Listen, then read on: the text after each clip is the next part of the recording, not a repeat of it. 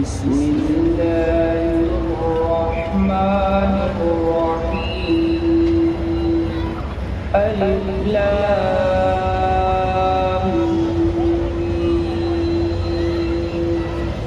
ذلك الكتاب لا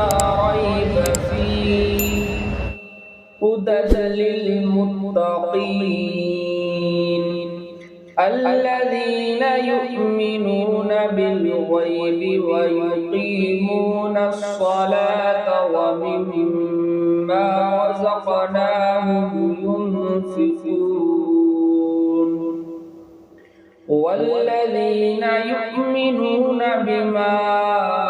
أنزل إليك وما أنزل من قبلك وهم بالآخرة يوقنون أولئك على هدى من ربهم وأولئك هم